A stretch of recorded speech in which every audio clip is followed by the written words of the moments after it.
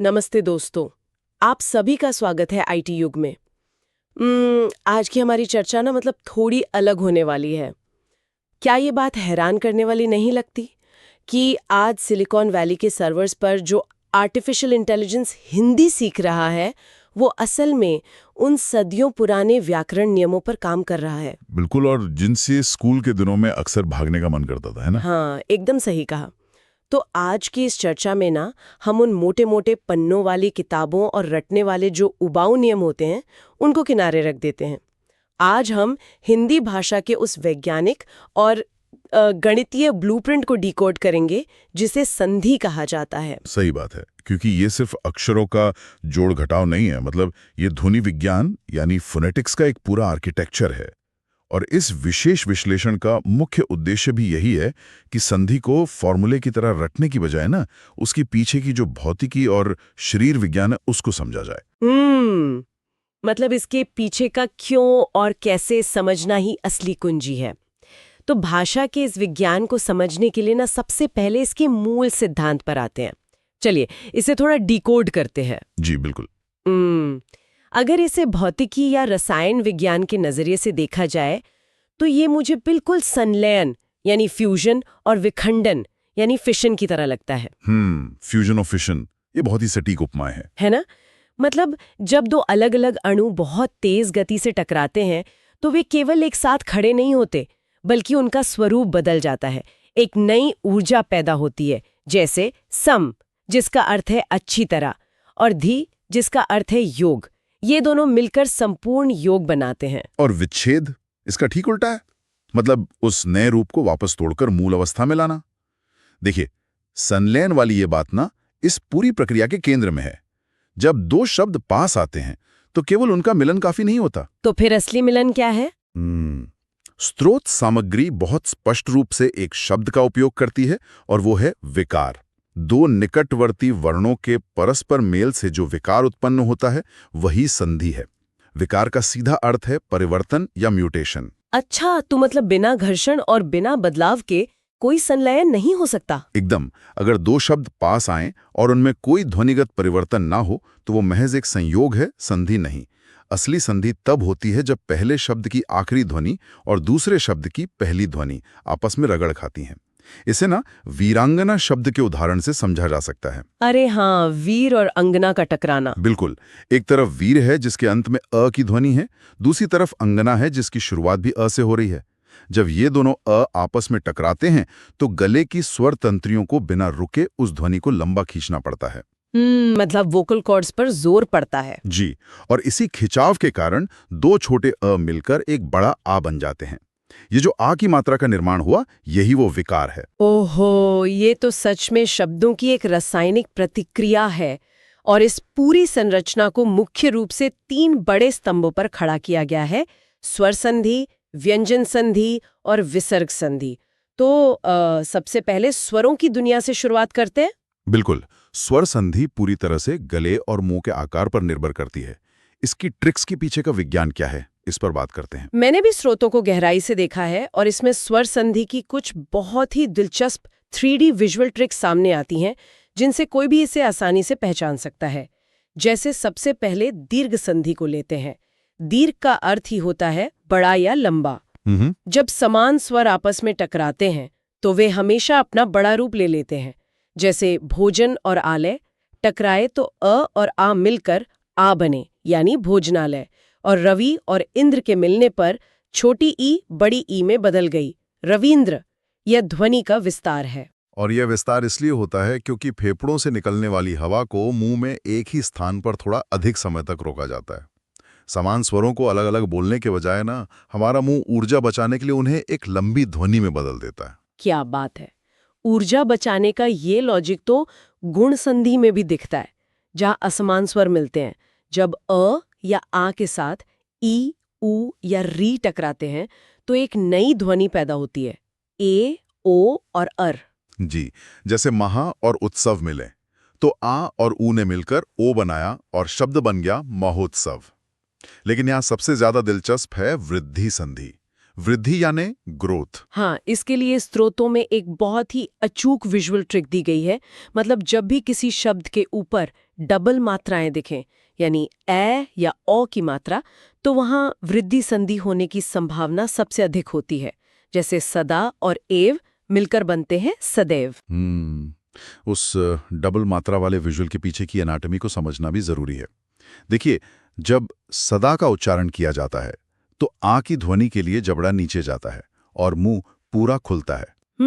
और उसके तुरंत बाद जब ए बोलना हो तो जीभ को तेजी से ऊपर की ओर भागना पड़ता है। एकदम सही पकड़िए आप। इन दोनों एक्सट्रीम पोजीशंस के बीच मुंह एक समझौता करता है और स्वाभाविक रूप से ए यानी सदैव की ध्वनि बाहर आती है। ये हमारे उच्चारण तंत्र की इंजीनियरिंग है। मुंह के इस समझौते से ही ना यण संधि का रास्ता भी निकलता है। यण संधि की जो ट्रिक स्रोत में बताई गई है, उसके अनुसार जब भी य, व या र से पहले कोई आधा वर्ण आता है तो वहां यण संधि होती है। उदाहरण के लिए सु और आगत का मिलना। बिल्कुल, ऊ और आ जब मिलते हैं तो व की ध्वनि पैदा होती है और स आधा रह जाता है, स्वागत। यण संधि को ना एक शिफ्ट की तरह देखा जाना चाहिए। अच्छा, शिफ्ट कैसे? मतलब जब हम तेजी से बोलते हैं तो स्वर अपनी पूरी गोलाई खो देते हैं और एक अर्धव्यंजन यानी य, व, र का रूप ले लेते हैं। सू का ऊ होठों को गोल करता है और तुरंत आ बोलने पर होंठ झटके से खुलते हैं। इस खुलने की प्रक्रिया में ही व की ध्वनि पैदा होती है।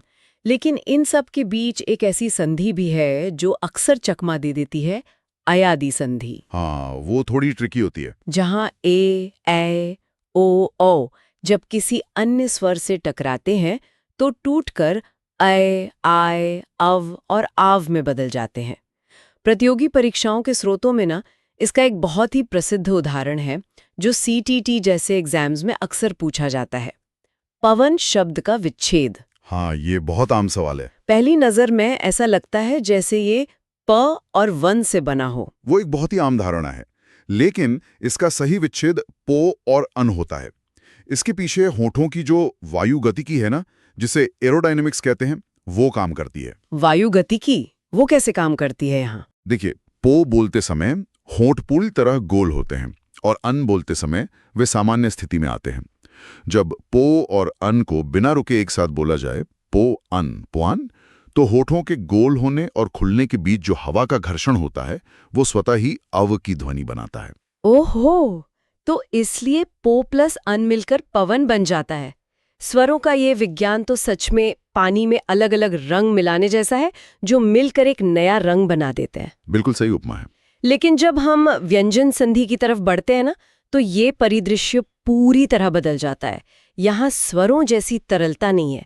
यहाँ एक बात जो सबसे ज्यादा दिलचस्प है वो ये है कि यह मशीनों के मैकेनिकल शिफ्ट जैसा है। Mechanical shift? थोड़ा और समझाइए। मतलब इसे ऐसे समझा जा सकता है जैसे दो अलग अलग आकार के गियर्स को एक साथ फिट करने की कोशिश की जा रही हो।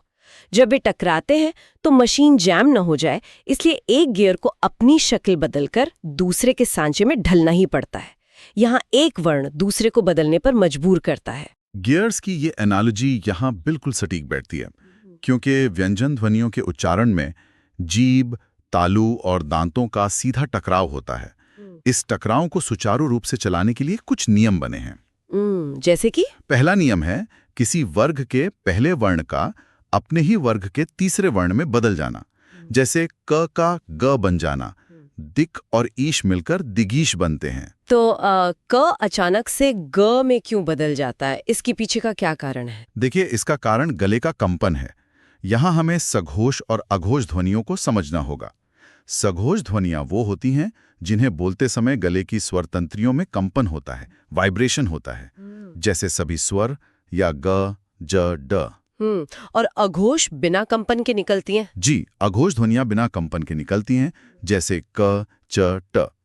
दिक का क अघोष है, कठोर है, लेकिन उसके तुरंत बाद ईश का ई आ रहा है जो सघोष है। जब बिना कंपन वाला क गियर कंपन वाले ई गियर से टकराता है तो गले को पहले ही कंपन शुरू करना पड़ता है। अच्छा, तो इस मजबूरी में कठोर क नर्म पड़कर ग में बदल जाता है। बिल्कुल। यह तो शरीर विज्ञान का बहुत ही तार्किक नियम है। इसी गियर वाले लॉजिक पर एक और नियम काम करता है, त और द का विशेष नियम। अगर त या द वाले गियर के सामने च, छ, ज या झ जैसे गियर आ जाएं तो क्या होता है? तो दोनों आपस में बुरी तरह फंस सकते हैं। हाँ, इसलिए त अपनी शक्ल बदलकर सामने वाले अक्षर का ही आधा रूप ले लेता है। जैसे सत और जन, त के सामने ज आया तो त ने खुद को आधे ज में बदल लिया और शब्द बन गया सज्जन।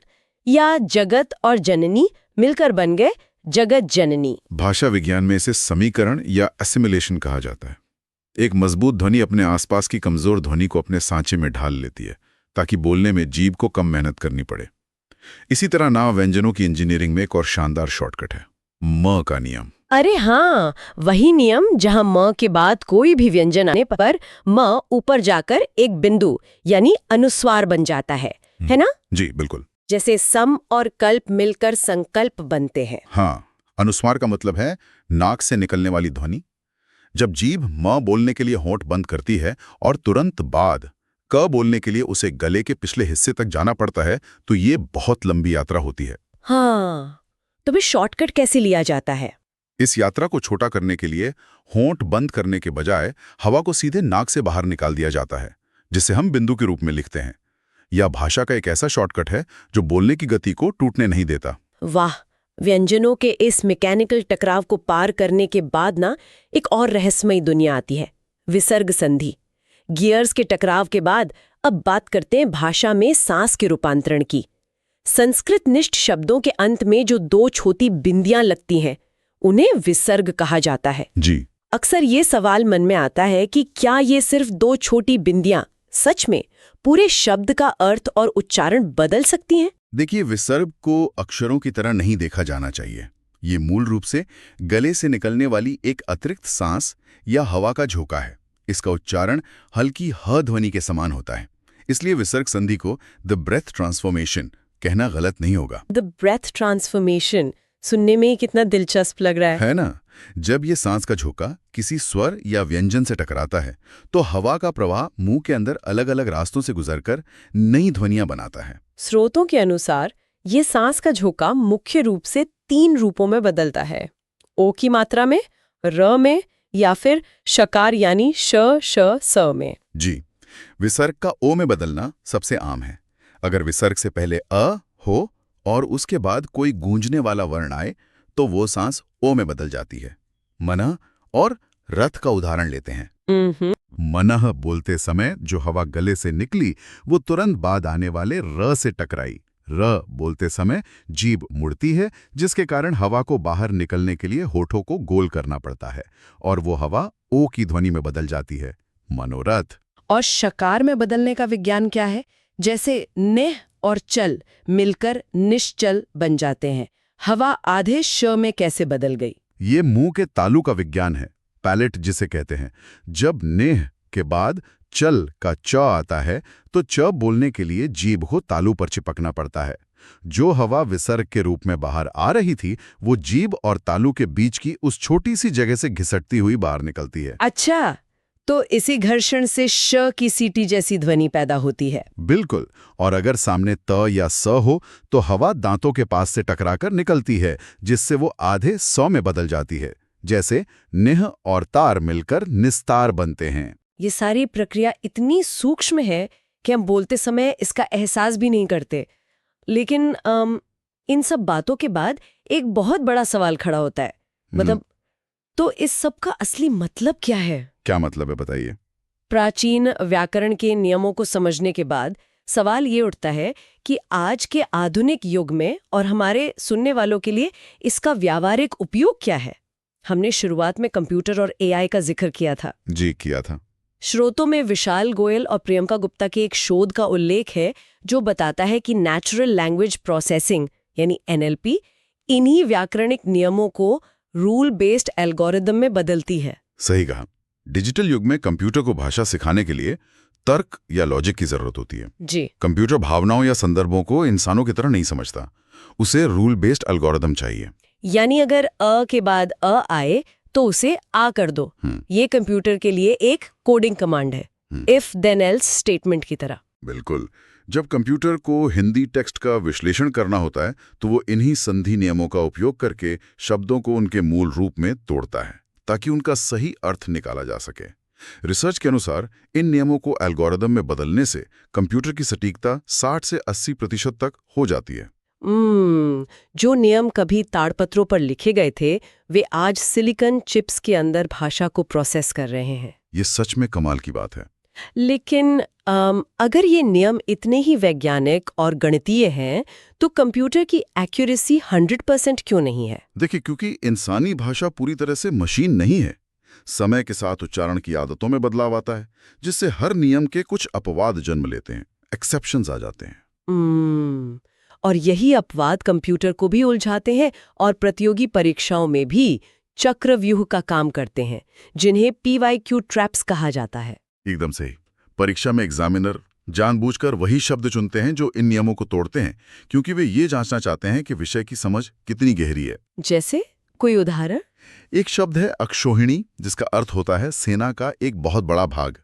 वृद्धि संधि के नियम के अनुसार इसका विच्छेद अक्षो प्लस हिणी लगना चाहिए, लेकिन वास्तव में इसका विच्छेद अक्ष प्लस उहिनी होता है। अच्छा। नियम कहता है कि अ और उ मिलकर ओ यानी अक्षोहिणी बनना चाहिए, लेकिन अपवाद के कारण यह औ की मात्रा लेता है और अक्षोहिणी बनता है। इसी तरह प्रौढ़ शब्द है, प्र प्लस ऊढ़ मिलकर प्रौढ़ बनना चाहिए था, लेकिन वो प्रौढ़ बनता है। तो जो लोग परीक्षाओं की तैयारी कर रहे हैं या जो भाषा को सटीकता से समझना चाहते हैं, वे इन अपवादों और चक्रव्यूहों से कैसे बचें? इसके लिए रिवर्स इंजीनियरिंग का तरीका सबसे कारगर है। Reverse engineering? वो कैसे? मतलब जब भी सामने विकल्प हों, तो संधि का नाम याद करने की बजाय दिए गए विच्छेद को तेजी से एक साथ बोलकर देखना चाहिए। अगर पो प्लस अन लिखा है, तो उसे लगातार कई बार बोलें, पो अन, पवन। अरे वाह! हाँ, कान खुद ब खुद पकड़ लेंगे कि सही शब्द क्या बन रहा है। हमारी श्रवण शक्ति व्याकरण की किताबों से ज्यादा तेज होती है, क्योंकि वो ध्वनियों की उस भौतिकी को पहचानती है जिस पर हमने अभी चर्चा की। रिवर्स इंजीनियरिंग का ये तरीका सच में बहुत व्यावहारिक है। आज के इस विश्लेषण को देखा जाए तो संधि केवल किताबी नियम नहीं है। ये गले के कंपन, हवा के प्रवाह, होठों के आकार और जीभ के मूवमेंट का एक पूरा इंजीनियरिंग मॉडल है। बिल्कुल। एक ऐसा मॉडल जिसे अपनाकर आज मशीनें भी हमारी भाषा को डिकोड करना सीख रही हैं। इस पूरी चर्चा के अंत में एक विचार जो भविष्य की ओर इशारा करता है, वो ये है कि आज हम AI को पाणिनि और प्राचीन व्याकरण के नियम सिखा रहे हैं, लेकिन क्या यह संभव है कि भविष्य में जब AI अरबों खरबों हिंदी वाक्यों का एक साथ विश्लेषण करेगा, तो वो ध्वनियों के टकराव का कोई ऐसा नया पैटर्न खोज निकालेगा? कोई ऐसा नया संधि नियम जो इंसानी कान आज तक पकड़ ही नहीं पाए? जिस भाषा का विज्ञान इतना गहरा है, उसमें संभावनाओं का कोई अंत नहीं है। ये सच में एक ऐसा विचार है जिस पर गहराई से सोचने की जरूरत है। भाषा और तकनीक का ये संगम आगे हमें कहाँ ले जाएगा, ये देखना अद्भुत होगा। लास्ट में अगर वीडियो अच्छी लगी हो तो वीडियो को लाइक करें और चैनल को सब्सक्राइब करें, शेयर करें और कमेंट में बताएं कैसा लगा। धन्यवाद।